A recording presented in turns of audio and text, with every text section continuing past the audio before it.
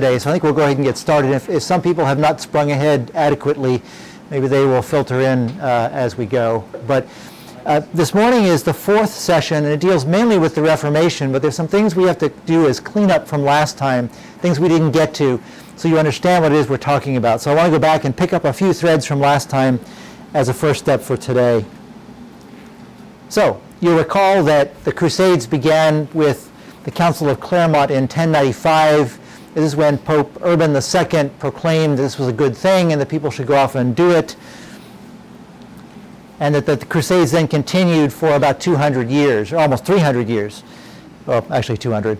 The first through the eighth, with a sort of diminishing return as they went, and with, as Larry said last week, a growing sort of collection of effects on European Christianity involving the way it looked at violence, the way it looked at returns in this world on acts that were considered pious or advantageous to the church, the way that the church and the state interacted with each other. All these things in some ways were influenced by the Crusades and came to be the background against which medieval Christianity and then Renaissance Christianity lived and reacted and evolved. One thing that we didn't talk about last week that was happening, yes sir? I have a start question on that. You said that they ended in 1272, or the Eighth Crusade, but what was going on? What was that little issue with Granada? Because that was much later, wasn't it? The Spaniards continued to push the Moors further and further south until Isabella and Ferdinand finally forced them out in 1492. Okay, but that wasn't considered a crusade. Well, they called it one, but it wasn't a crusade in the formal sense of going to the Holy Land to try to reclaim the holy places. All right. It's just the Holy Land of Granada. It was to the Spaniards, I'm sure. And it's not entirely clear what they thought they were doing by that point, because they had lived together pretty peaceably for a long time. There were other internal things going on with Isabella and Ferdinand and merging their kingdoms that I think played a role in that, but that's a whole other story for a whole other day. Okay, thank you. Certainly. One thing we didn't talk about was the Great Schism of 1054. This is a little bit before the beginning of the Crusades period, but because nothing in history ever happens as an event and is done, this also was something that evolved over several hundred years. The main things that happened in 1054 were that the Pope excommunicated the Ecumenical Patriarch, and the Ecumenical Patriarch excommunicated the Pope. This is when Eastern and Western Christianity first began to recognize that they had serious differences. There were things like what kind of bread they used in the Eucharist. To this day, the Orthodox use leavened bread in the Eucharist. And they cut a piece out and put it in the chalice and pour the wine over it. A very different practice from what we do in the West. And then the role of each of those two bishops and who really had the authority. But the one that was sort of simmering through all this time and for a long time after is the Filioque clause. We talked about this really briefly 2 sessions ago, but basically it's whether or not what we believe about where the Holy Spirit comes from. The original Nicene Creed from the Council of Nicaea in the 4th century said, we believe in the Holy Spirit, the Lord, the giver of life, who proceeds from the Father, period. Sometime in the 6th century, the West began to say, proceeds from the Father and the Son. And this has continued to be a problem ever since. The Pope announced that this was doctrine in 1014, and by 1054, news apparently traveled slowly in those days. The Ecumenical Patriarch came to hear of it, and it turned into a thing. It continues to be a thing right down to this day. You may know that at the General Convention of the Episcopal Church in 1994, I think, if you read the proceedings of the General Convention of the Episcopal Church of 1994, it says, we did this with a budget, we made this committee, we got rid of that committee, and we got rid of the Filioque clause. It actually says this in the proceedings, that we no longer have to say proceeds from the Father and the Son. And it was just sort of stuck in there randomly with everything else the convention did.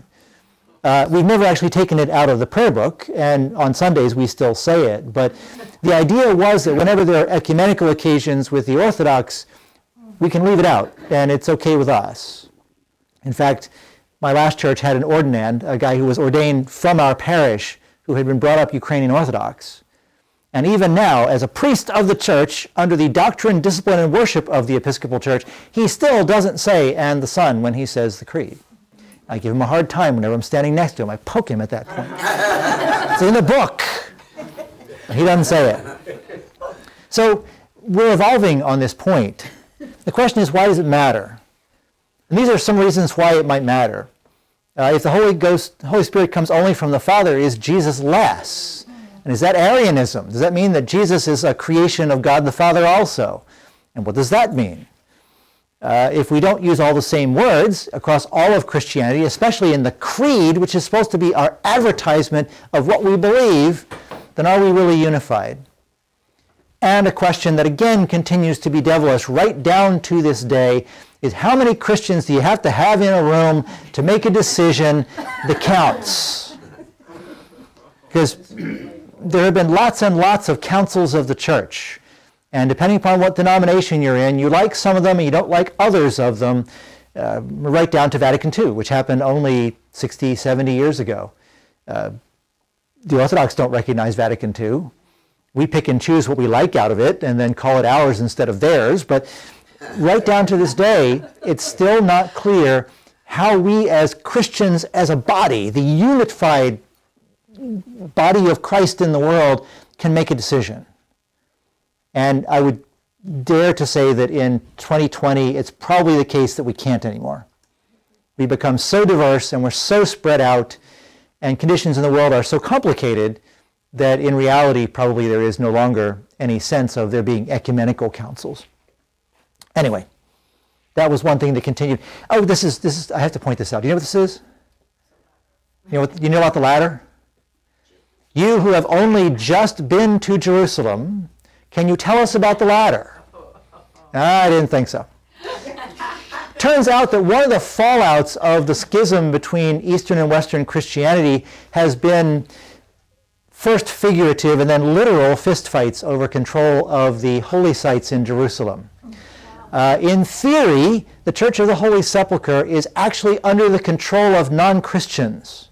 The family that runs it are Muslim because the Christians can't agree enough on who ought to have the keys. Oh my gosh. And at some point in history, somebody put this ladder up here to do some repairs on the building, but because the building is so tightly controlled and everybody is so afraid of losing their rights, that nobody dares take it down. It's been there for over 100 years. Is that the same ladder? It's from the 19th century sometime. It stood there all that time. Because nobody dares move it, because that would be a claim of authority, and no one will do it. And to this day, the church is opened every day by a member of this Muslim family who crawls through a window and opens the doors from the inside. Because there are still periodically, truly, skirmishes, scuffles on the floor of the Church of the Holy Sepulchre between Latin and Eastern Christians. An edifying spectacle for the rest of the world and for all non-Christians, I'm sure you would agree. Meanwhile, in the same time, other things are happening that we need to know about. In the, I'm going to get this wrong, 7th century, the 600s, the Eastern Church, that is the Church of Constantinople, sent some missionaries up into Eastern Europe. There were probably many of them, but prominent among them were two brothers who were called Kirill and Methodius. Among other things, they went up and discovered the people they were trying to convert didn't have a written language, at least one they liked, and so adapting the Greek alphabet into what was called the Glagolitic alphabet, they produced what's now Cyrillic, Cyrillic, you see, as the language of this part of, as the written language of much of this part of the world. They had considerable success in Bulgaria, Romania, and into Ukraine particularly, where, as you recall from some sermon I preached at some point, the whole country converted all at once when their king decided it would be a good idea. We should also not overlook the fact that there is Christianity going on in other parts of the world beyond what we've been talking about. These are Ethiopian Christians, that's obviously Ethiopia. They have had a church since ancient times. It has, because of its isolation and local conditions, it has diverged to some degree from Latin and Eastern Christianity in its practices and its calendar and the things that it teaches. But it is a proudly Christian church, and it continues right down to this day. And there are even Ethiopian Orthodox churches in the United States if you want to go see one. Other things we didn't get to. The flowering of monasticism. Larry mentioned this very briefly, but just to follow up on it, this is the time when what we would recognize now as monasteries, groups and then large groups of people, most of whom were not ordained, living together as a community with a common rule of what their life should be like.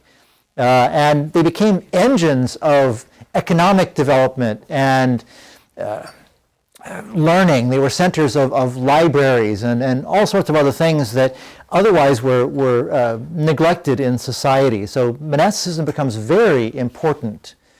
And it's important to remember that when we come to the Reformation and we hear Henry VIII and others talking about the corruption of monasteries as a convenient excuse to get rid of them and take their wealth. We talked very briefly about cathedral building. This is one of the main souvenirs of this period that come down to us to this very day. Again, there were pure and impure reasons why these enormous churches were built. But they certainly are a glory of this period and show what human ingenuity is capable of. Every time I go to Coventry, I rejoice to walk through the old cathedral. The one was bombed by the Germans in World War II, because they bombed it and the walls are still standing. They knocked down the roof, they knocked down anything that could burn, but these medieval men built this building that was so solid that even German bombs could not completely destroy the building. So it says something for medieval technology, whatever else we may or may not have from them. We also didn't get to Catharism. Cathar comes from a Greek word that means pure. This was an early Puritan sect, people who felt that it was possible to become perfect. That was the word they used. Those who were adequately enlightened were called perfect. And their goal was then to turn around and become missionaries to convert and to perfect the faith of other people. Needless to say, this rubbed up, I didn't put it in there, this rubbed up against the church in the wrong way, and there was what was formerly called a crusade against the Cathars. This was the beginning, I think, of the Holy Office, that is the Inquisition in Rome, to track these people down. It was the beginning and the making of the career of St. Dominic, who contested with them. There's a famous story about him and some Cathars getting together and having a book burning to see whose book wouldn't burn as proof that God really liked that book more. I'm not sure how that worked for them, but in the end we know who St. Dominic is and we can't name any Cathars, so it kind of tells you how the story ended. But it was the beginning of sort of ferment in the church, people looking at the church and saying there's got to be a better way than this. And the church looking at that and saying, no, we like it the way it is, and leadership structures hitting back whenever they could. There was also a lot of speculation about the end of the world around about the year 1000, because it's a nice big round number, kind of like 2000. It didn't hurt that there was a comet that year. Everybody saw, you see them here pointing and needing to change their underwear. There was a lot of speculation that perhaps that was when the second coming of Jesus would happen. And kind of like happened in the 19th century, there were people who did crazy and stupid things, like get rid of all their possessions or go live in the forest or whatever, because it was about to happen, and then it didn't. There were also early Christian contacts in other parts of the world, to include East Asia. I don't speak Chinese, and so I can't tell you what this stela says, but it's from China in that period of right around 1000. So there were people going that far, at least in small numbers. They weren't going in an organized way. It wasn't like later when the Jesuits showed up in Japan and later in China. But there is evidence of Christianity getting much further afield than just this little area we've been talking about up to this point. This was also the golden age of pilgrimage and personal piety. You may remember from the Anglican Way talk that there were a few reasons why people were allowed to travel out of their own village, but one was pilgrimage. So if you go on vacation for, several months or several years, you might do it. It was dangerous, of course, and it was common for people to make wills before they left on pilgrimage because they expected they wouldn't make it back. But it was a way that people could see a big piece of the world.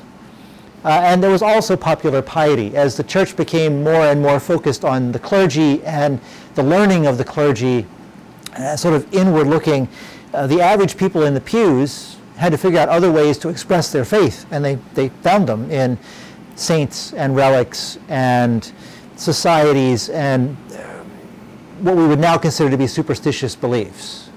But nonetheless, they were real and they were important to those people. This also becomes important in the Reformation when the Reformers want to get rid of all this stuff that they see as superstition. It doesn't help that a lot of them are educated guys, and a lot of people who have these beliefs are not particularly well educated. Many of them are women, and it creates a friction that was not as real as perhaps it might have appeared. One more that we need to talk about that will lead us now into what we're talking about today is the rise of universities. Each of these dots is a university somewhere in Europe. I believe Bologna claims to be the oldest at 1088, but there are many of them in the 11th and 12th centuries and into the 13th and 14th centuries. They sprang up all over the place, largely as a way of, at first, of training clergy, because they figured out they had to have relatively well-educated clergy to be able to say the Mass in Latin, to be able to read the Bible in Latin, and to be halfway educated in theology so they could give good advice. So this led to the rise of the scholastics, who were academics focused on religion.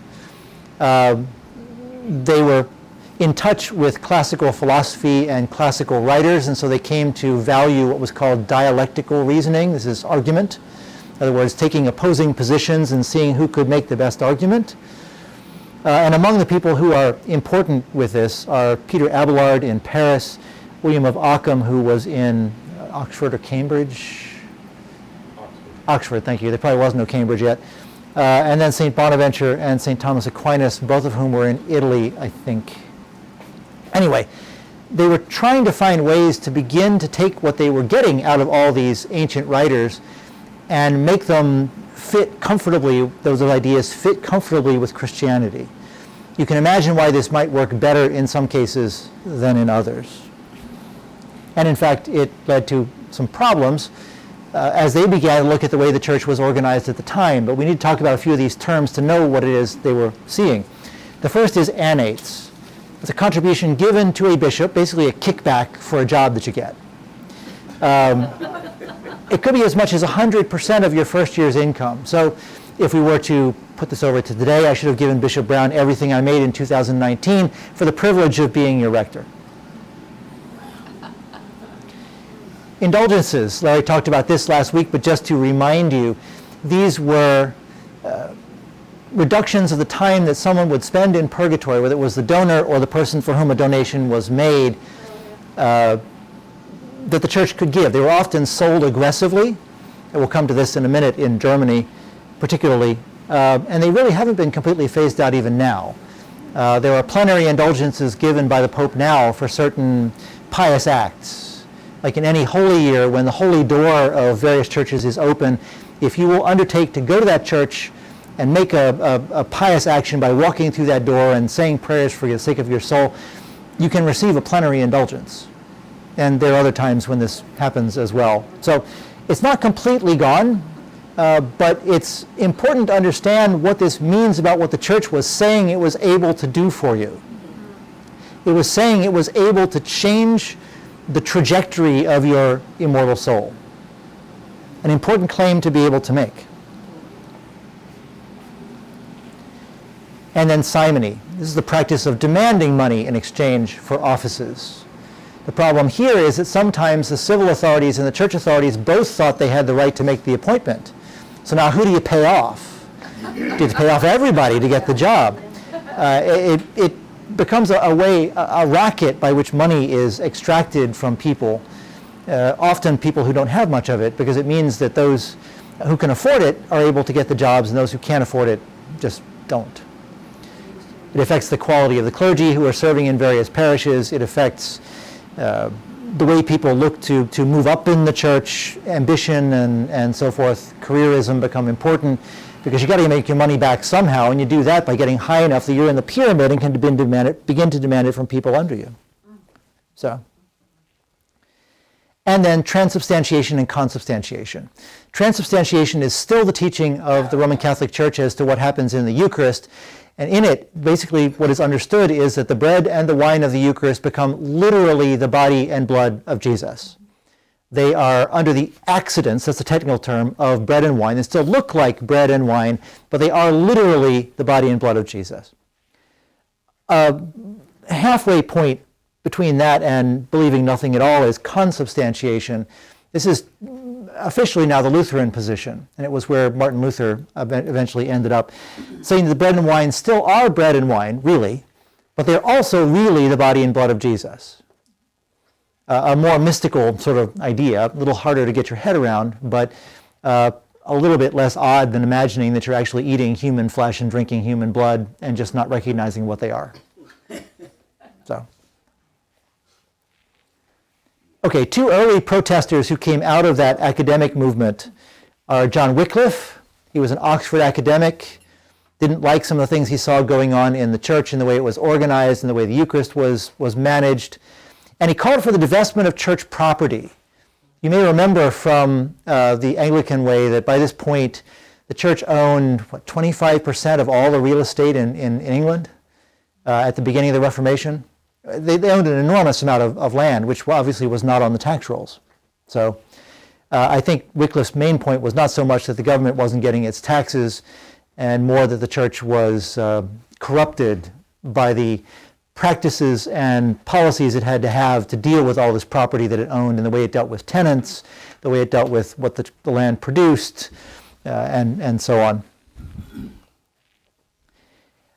The supporters of Wycliffe were called Lollards. They rejected temporal wealth. They argued against the clergy holding state offices, which was awfully convenient for them.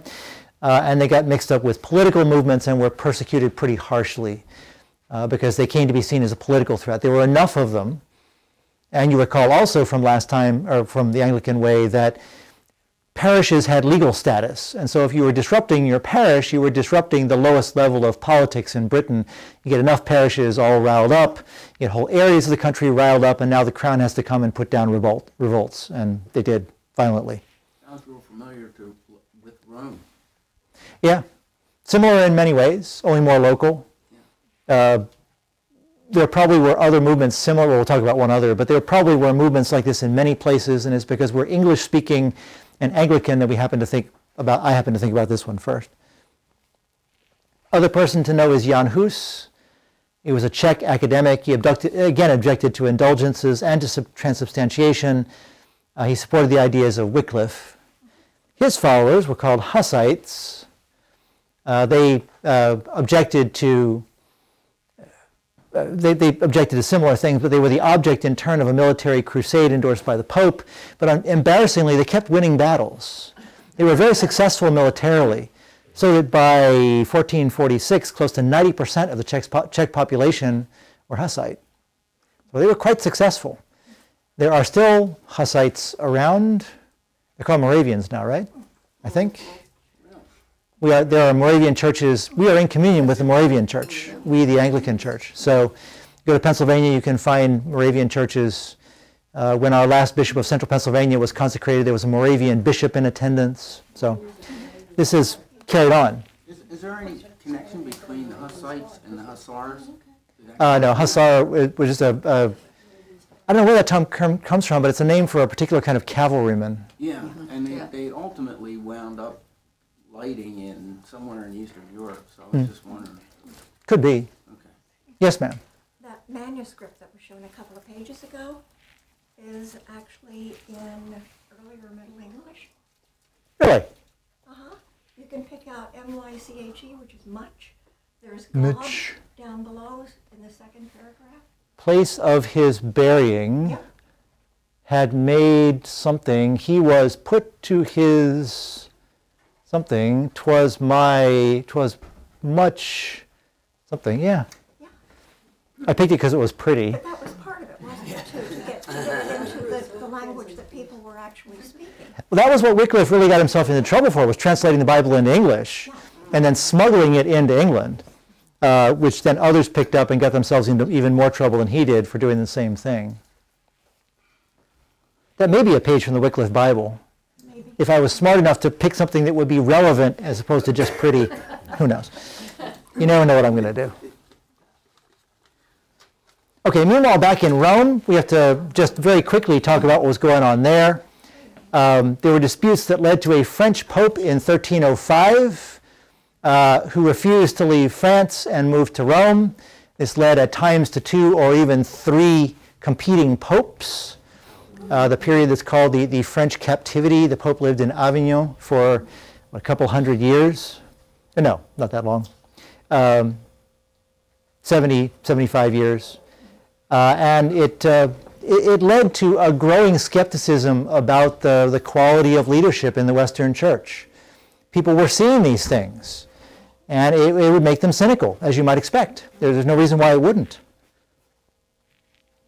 So everything is kind of on a collision course here. You have these academics with their dangerous new ideas, or dangerous old ideas they're bringing back to people's attention. Political leaders with increasing ambition, desire for control of territory, to include the church's territory and the church's wealth, church disputes that cause scandal, and strong personal piety. All these things come crashing into the early 16th century with results that you might expect. Also in play is a bunch of other stuff. Like there's a rising middle class, people who are not noble but are not peasants. They have money, they live in cities, they read books, they want to read more books, and once they begin to read, they discover a whole bunch of stuff that they never knew about. There's a rising problem of public sector funding. I said sophistication here, but in reality it's kings getting themselves further and further into debt and trying to find creative new ways to pay it off, and looking around for where there might be money. Fast and really cheap printing, so lots of people could have books where before that wasn't possible. And then even more sort of geek-like technical things like the rising value of labor with disease-related depopulation. It happens when the plague goes roaring through and half the population dies, the ones who are left can demand higher wages, and do. And the people who were paying them before don't want to pay any more than they used to. They don't see why they should have to. And this leads to other bits of medieval politics we don't have to get into here. But it led to the growth of the power of cities, particularly cities with royal charters in England, where people were allowed to flee because the kings thought it was a good idea to attract some talent. And then last, the discoveries in the Western Hemisphere that began to provide new sources of wealth, but also new places for hotheads to go and hang out to get them out of European society. All right, so then back to indulgences. This is the famous Tetzel, who was a German monk, at least in theory. This is probably a not very flattering or sympathetic cartoon of him selling indulgences somewhere in Germany in the 16th century. A major reason why this came to be a problem was because Pope Leo X decided to rebuild St. Peter's.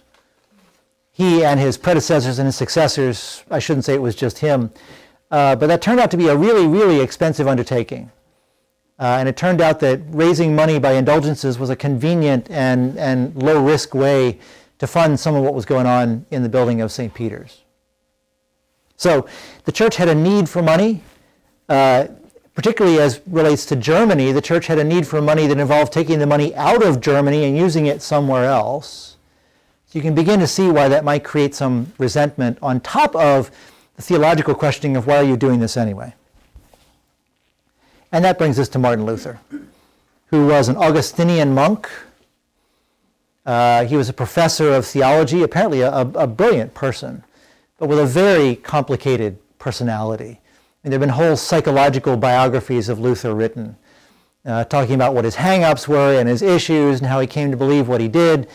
But for our purposes, it's enough to say that he was preoccupied with sin and justification and salvation and with the state of his own soul. So he approached this from a pious perspective. How do I know that I'm saved? A good question. Where he took it, however, caused a whole lot of ruckus for a whole lot of other people. He wrote up his 95 Theses. This was a common academic thing at the time. You make up a list of questions that you want to argue about, and you post them someplace so everybody else knows what it is you want to argue about, and then you call a meeting and you argue. It was not uncommon, I guess, to post them on the church door because everybody went there and could see it.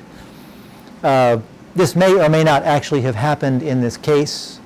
That is the case now. This is the church door of the church in Wittenberg, and you can see the 95 Theses are on these bronze doors now. In any case, whether he did this or not is kind of irrelevant, because very quickly they came to be printed and circulated as a kind of manifesto of, here's all the stuff I think is wrong with the church. It got way beyond the first bishop that he sent it to, and lots of people began to look at it and think, well, yeah, maybe he has a point. Eventually it developed into a set of basic ideas about the way faith ought to work that are summed up in these 5 slogans: justification by faith, primacy of Scripture, salvation by grace alone, no salvation without Christ, and all action is for God's glory alone. Some of those will sound pretty familiar. Some will sound like things that we have nuanced since. But that was basically the list, and it's hard now to see why that would have been controversial at the time, but parts of it were.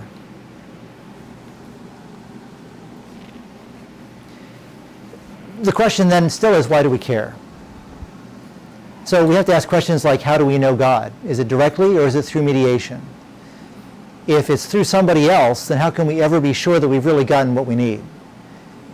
Surely my relationship with God ought to be direct. I talk directly to God, God talks directly to me. I am saved by God, not by some bishop. How can we know if we're saved? Well, every week the priest gets up and gives us an absolution from our sins, and yeah, surely that's good enough, but how do we know? Is there a way we're supposed to feel inwardly that we have been saved? This is kind of where we came up in the sermon this morning at 8 o'clock, so 10:30 people, you'll get a dose of it again. Why should we do good or charitable things? Is it because we expect to get a benefit for it? Is it because we expect a reward?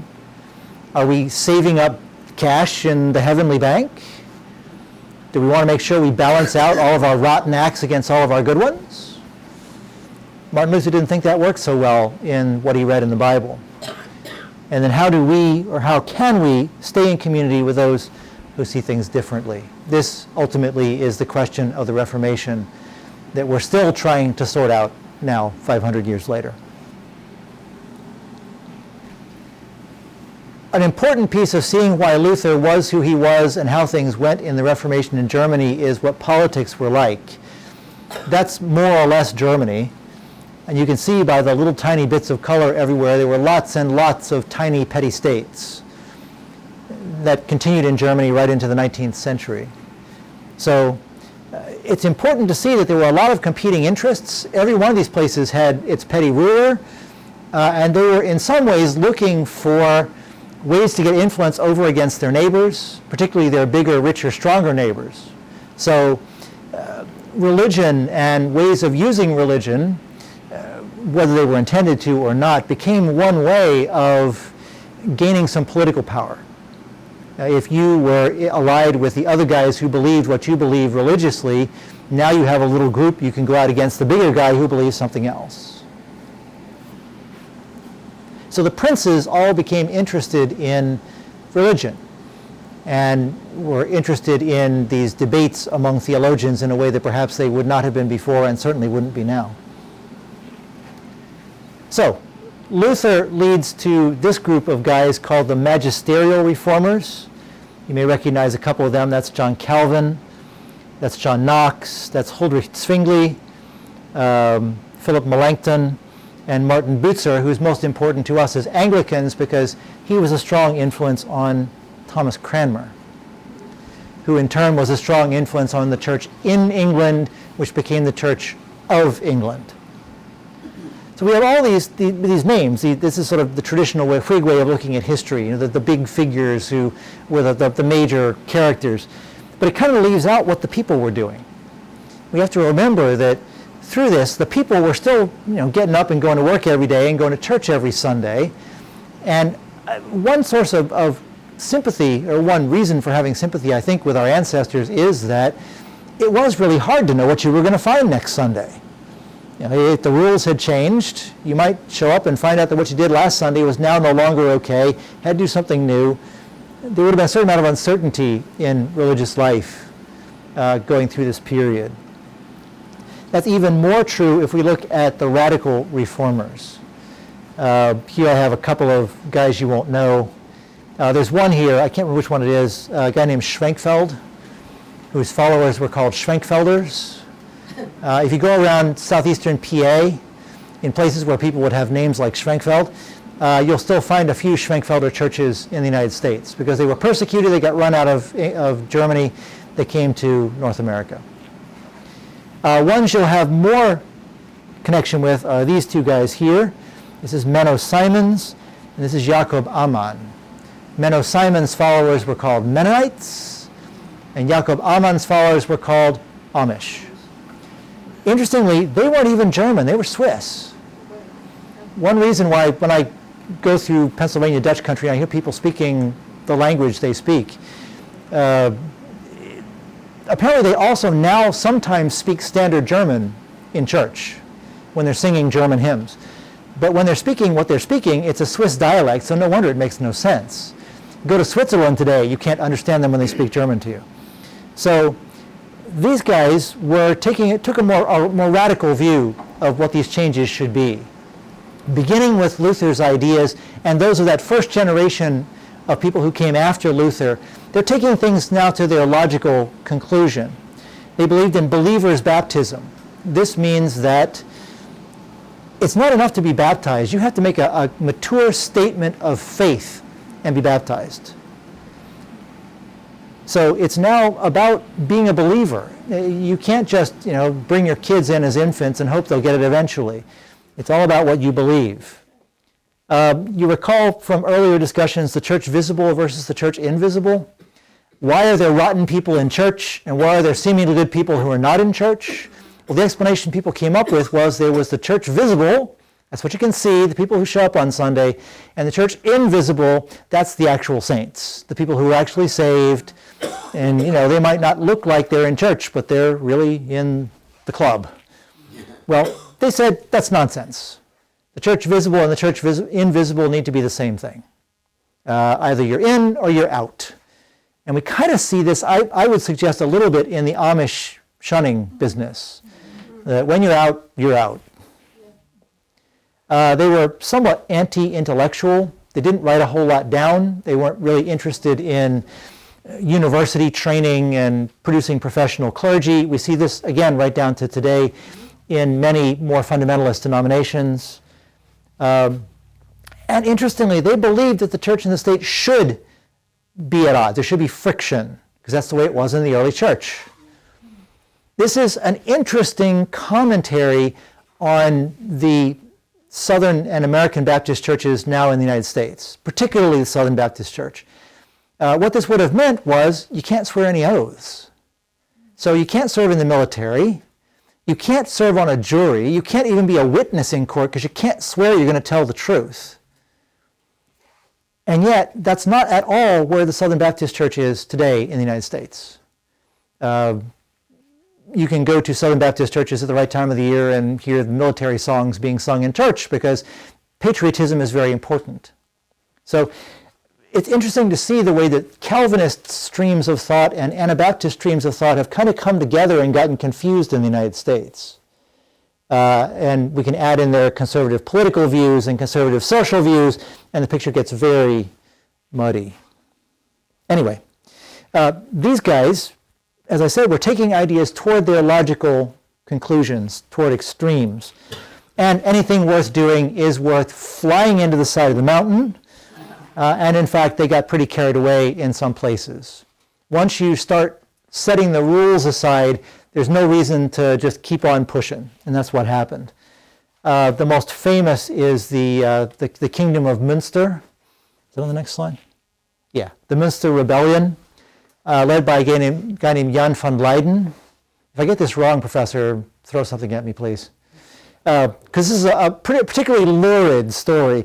There was an elimination of private property. Jan van Leyden had several wives and encouraged other men to do the same.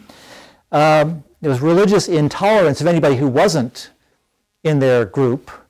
all hell broke loose. And ironically, it was a couple of Catholic bishops who had to raise armies and come and put the rebellion down. And of course, kill all the leaders of it in various gruesome ways. I believe Jan van Leiden's dead body was put into a cage. It was hung from the tower of one of the churches until eventually it just disintegrated. How late was it there? 19th century? 1890s. They finally took the cage down. How long was it there? What was it? From 1535 until 1890. Yeah. Flies around that one. I would think for the first year or two, you'd be careful how you walked into church. You know? Anyway, what is to say, the luridness aside, the point is that there was this idea that, well, if we have perfect religious liberty, then we have perfect religious liberty, and we can take it as far as it seems like we should go. The hard part was to decide, okay, where are the limits? What does it mean to have, to be freed from one sort of tyranny without immediately jumping over into another kind of tyranny? And again, we see this over and over again in human history, where one group will get out from under another group only to become just as hidebound itself. So there was a fair amount of problem that all this created. But for a moment, just back to Luther. The Diet of Worms was in 1525? There were a number of them. Which one do you want? The important one. Well, there was 1520, but there was also 1525. I'm thinking 1525 is the one I'm thinking of. The one where he was under the protection of the elector of somewhere or other and was smuggled in and smuggled out. I believe that was 1525. Because by then he was pretty notorious. There were a couple of occasions like that. Oh. To fill the story in, Luther ends up being politically useful, and so there's some people who want to kill him and some people who want to use him, and a couple of the politicians of the period succeeded in keeping him sequestered long enough that the guys who wanted to kill him couldn't get him until he could go make his public statements, and they could then use that to their political advantage, to really, really boil it down. I love this picture, though. And they got these guys, who naturally stands like this? All these bishops, and here's Luther. I'm thinking that this is a 19th century picture, that the artist must have thought about that scene in the Gospel of John where Jesus is about to be arrested, and they say, "Who are you looking for?" "Jesus," and they all fall back. So they've cast Luther in the role of Jesus and all of his righteous followers here over against all these guys who are all dressed up and looking pretty overdressed for the occasion, pushing back. In any case, this was where it all came to a head, where politics and religion came to overlap, and all the German princes came together to say, what are we going to do about this? They invited Luther to come and make his case, which he did, the famous "Here I Stand" speech, and for reasons that were partly related to his eloquence, but also partly related to politics and political realities at the time, a large part of northern Germany became Lutheran. Well, evangelical, they call it, not Lutheran technically. And all this continued to play out. You can see again the map with all these little tiny places. Yes, ma'am. So where do the worms come in? Worms is the name of the city, sorry. Ah, thank you. Sorry, I just was like, okay. I should have mentioned that. Diet of Worms comes across kind of wrong, doesn't it? I was like, Oops. that was their punishment. They make him eat worms. Diet as in Congress. Got it. Worms as in a city in Western Germany. Thank you. Yeah.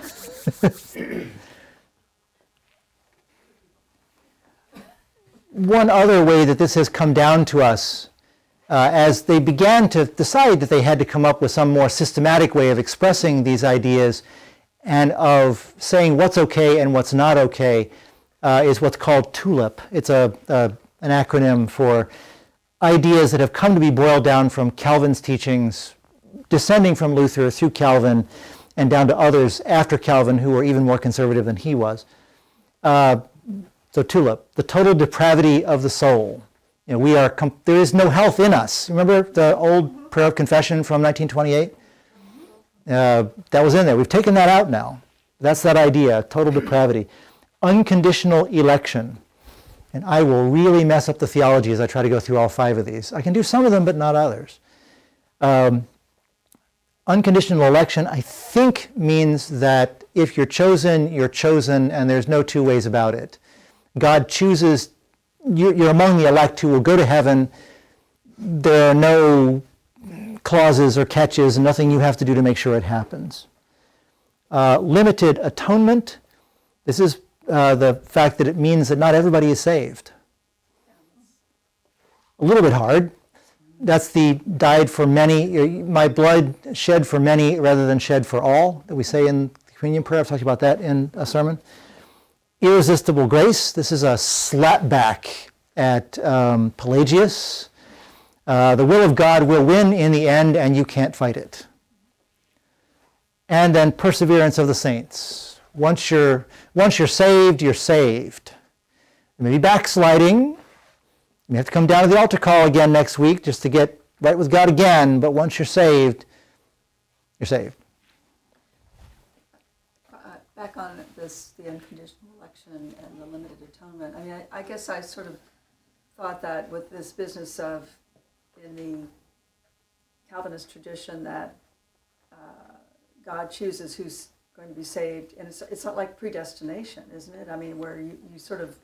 There's predestination and then double predestination. Well, so actually when you're born, I mean, you don't have any choice whether you're going to be saved or not. According to that teaching. That teaching. Which is one reason why Presbyterians don't talk much about predestination anymore. But do they still believe it? That's a good question. I think it depends which Presbyterian you ask. Right. I mean, There are more and less thought, conservative I Presbyterians. sort of thought that it was still there in their theology. It is. But they sort of paper over it. Pretty much. Unless you're in, was it ORP and ARP? There's Orthodox Presbyterian and Associate Reformed Presbyterian, and some even more conservative denominations that still adhere very closely to something close to a doctrine of double predestination. Not only am I going to heaven because God chose me, but you're going to hell because God sent you to hell. Double predestination. Take it for what it's worth. One other thing that came out of this that's important, just more from an aesthetic perspective, is neo-iconoclasm. This was the whitewashing of churches, the removing of ornaments, the simplifying of everything, which again comes down to us today in the way that we imagine what a church should look like. Certainly our medieval ancestors had a much more florid idea of how churches should be decorated, what their purposes were. This was a clearing out of churches and a kind of they thought they were purifying them in a way. So you get these lovely Dutch paintings from the 16th century of these churches in Dutch cities that are completely white on the inside for the most part because everything's been whitewashed. Meanwhile, back in Rome, the Council of Trent met from 1545 to 1563 as a response to what it saw going on in all these Protestant reform movements. It condemned the movement overall, but perhaps a bit grudgingly, perhaps a bit guiltily. It admitted, yeah, we have some problems, and there were things that it did try to clear up. However, there were other practices that Luther and others had complained about, had protested against, that the Roman Catholic Church at that point chose to reaffirm, to say, no, this really is the way it's supposed to be. And in particular, it reaffirmed that faith is by works, that faith and works are both important in salvation. In other words, the letter of James, when it says that faith without works is dead, yeah, we really believe that, and so works have to be part of the way that we live our lives as Christians. It's not enough just to know in your heart that Jesus is your personal Savior. You got to do something about it. You don't save yourself by doing something about it, but your actions are an irresistible response to what it is that God has done for you. I'm tempted to say this is also when the Roman Missal was formalized. Am I going to get this point wrong? Is that later? No, it's At the Council of Trent? This continues to be a problem for the Roman Church and for its conservatives because when they formalized the Missal, in the front of it was a statement by the Pope that no one could ever change it. Not one word ever. Even his successors were bound to use the same book exactly forever. And so you can imagine into the 20th century the problems that has caused. Every time there's a new Roman missal, there are Roman conservatives who say, no, the Pope said you can't do that. And if you don't say that, if you agree that that piece isn't true, then what else isn't true? And the whole thing unravels. So Rome was trying to respond. In some ways it did a good job, in other ways it did a pretty poor job, frankly. A lot of dead Protestants. This is when the Holy Office was really ramped up. It was founded earlier to deal with the Cathars, but it was expanded greatly to respond to the Reformation. The Roman Inquisition dealt mainly with the Reformation and was milder in some ways than the Spanish Inquisition, which was set up in many ways to persecute Muslims and Jews. And that led to everything we know about those who were converted but weren't really converted, those who fled, a whole cycle of ridiculous exercises in forcible conversion, which even people at the time should have seen was nonsense. But it also hit Catholic scholars. It was a good occasion to get rid of anybody who was inconvenient or in the way, people like Galileo. But there were other Catholic worries at this time also, as they, in their leadership, tried to decide how to respond to the concerns that had been raised about the relationship between the church and the state, both before the Reformation and in it. And there were these three trends, you might call them. One was Erastianism, which was more or less complete state primacy over the church. This is the Church of England, where the Queen of England is the supreme head of the Church of England.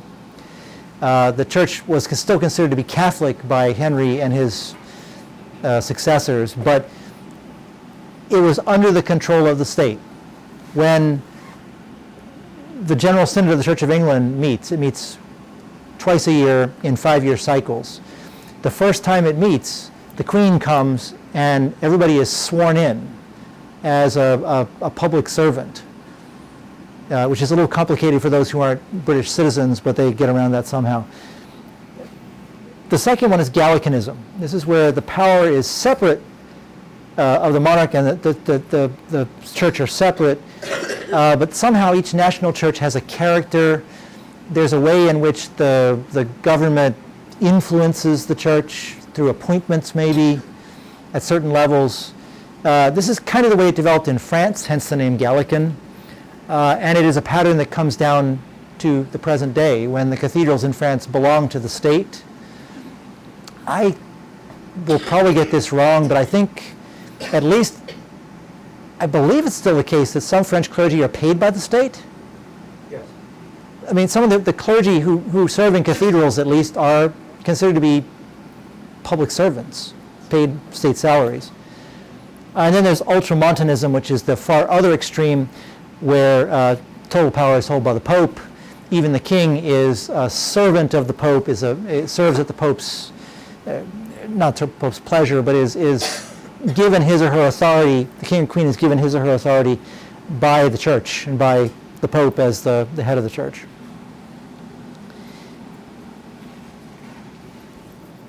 So by 1555, you can see how this is playing out in Europe. There are predominantly Catholic countries. There are predominantly Protestant countries. There's the Church of England, which doesn't really fall in either category.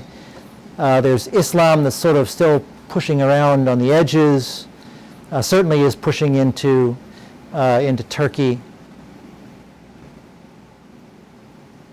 You can see basically the way things sort out right down to the present day.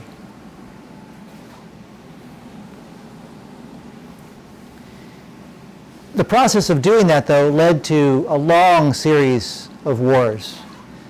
The European wars of religion from the early 16th century all the way up really into the 18th century.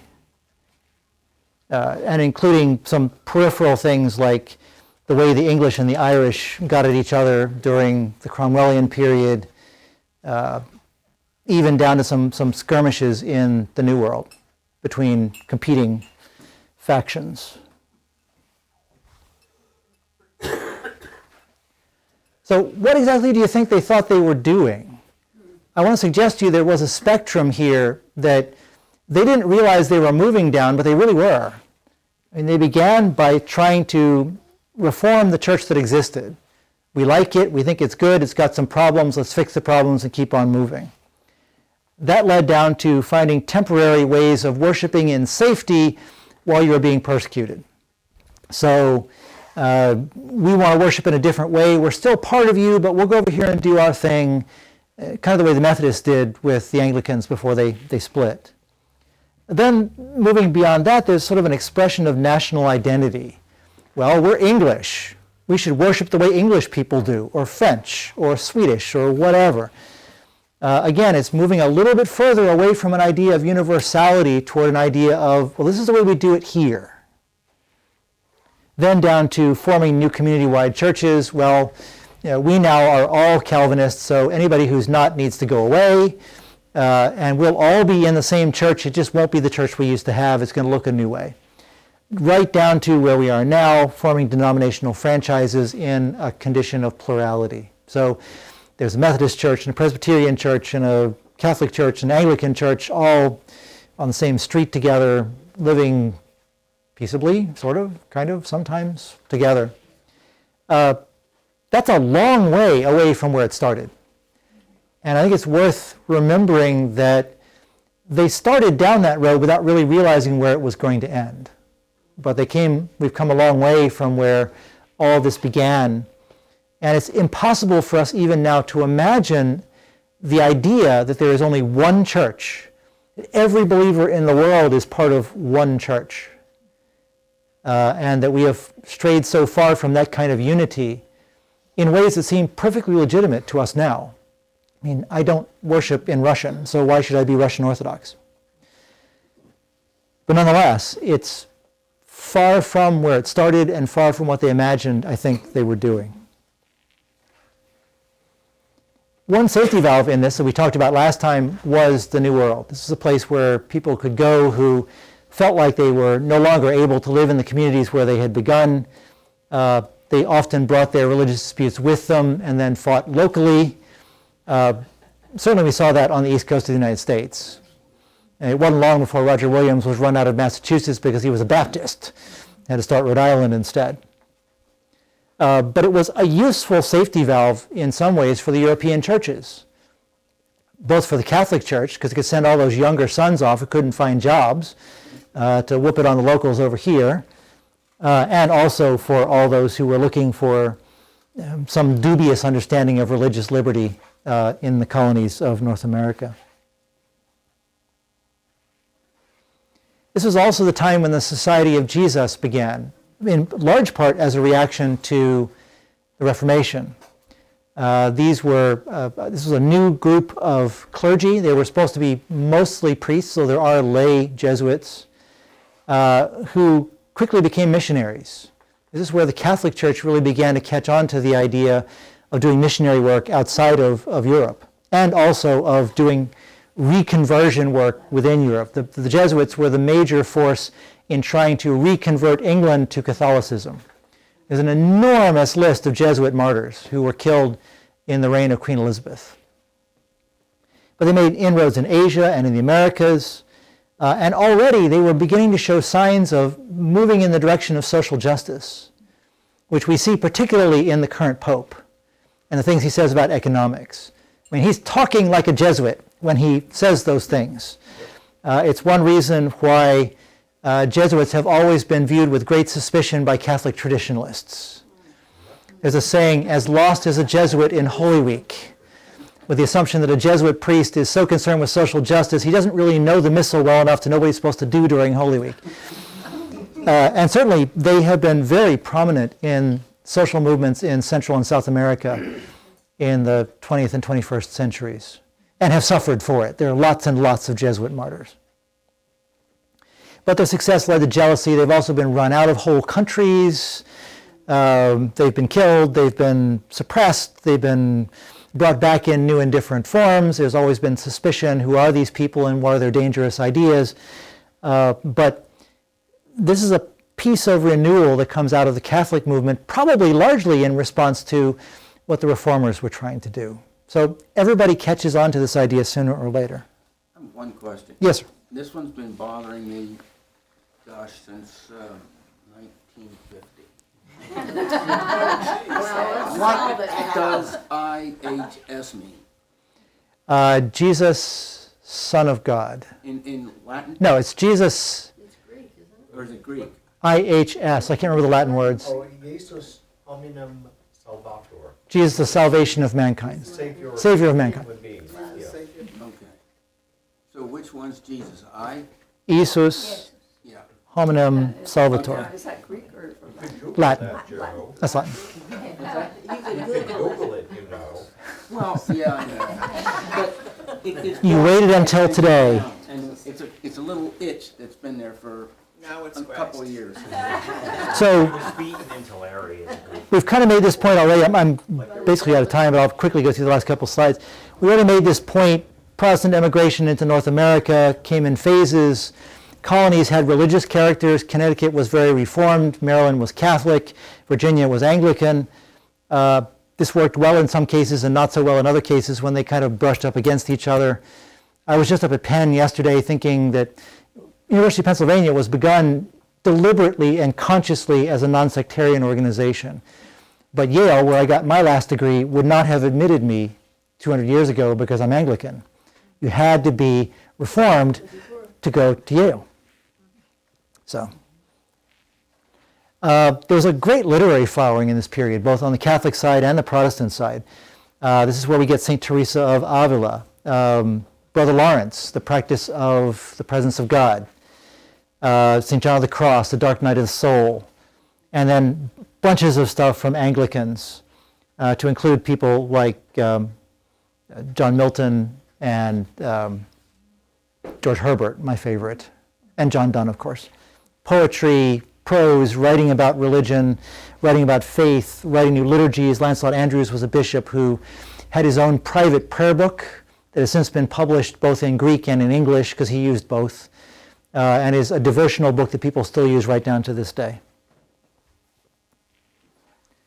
And meanwhile, back in Orthodoxy, because we shouldn't forget that Orthodoxy has been existing all this time, they didn't have a Reformation in quite the way we did, but they had had their own internal problems. The fall of Constantinople in 1453, another major animus of the East against the West, shifted the main focus of influence in Orthodoxy from Constantinople to Russia, because that's where the biggest unfettered Orthodox Church was and is based.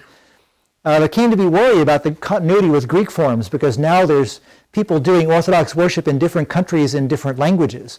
There was never the assumption that it would always be in Greek. There was, the way there was in the West, that they would always be in Latin. So if you're saying your prayers in Russian, are you saying exactly the same thing? I don't know.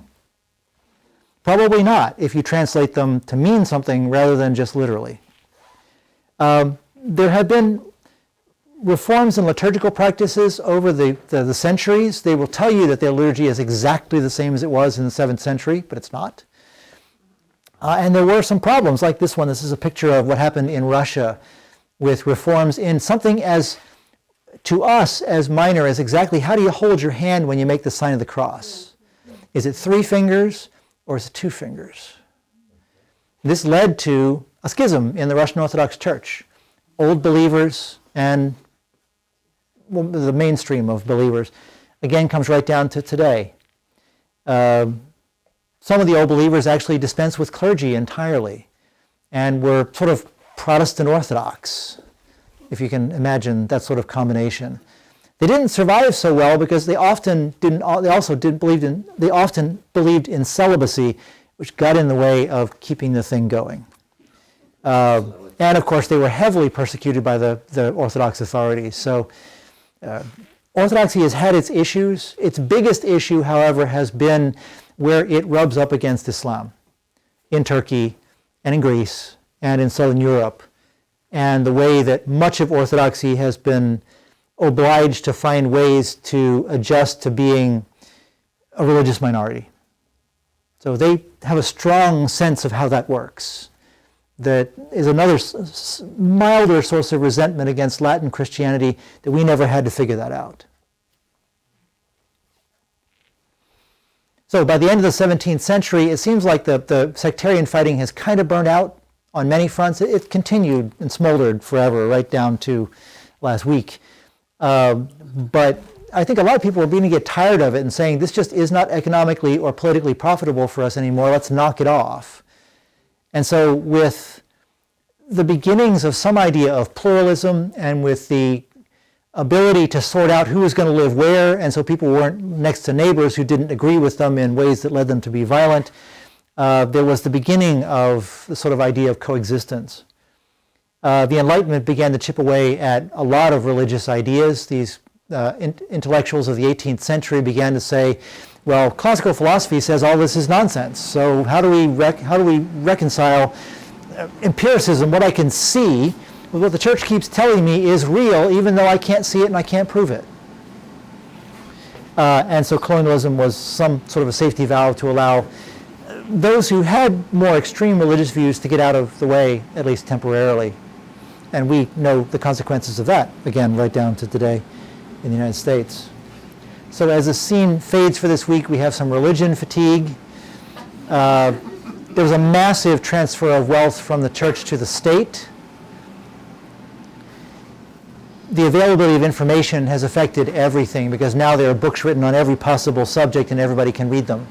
So now everybody knows everybody else's ideas and there's a lot more free discussion of ideas. And then we continue to have to think about the Protestant propensity for splitting and schism.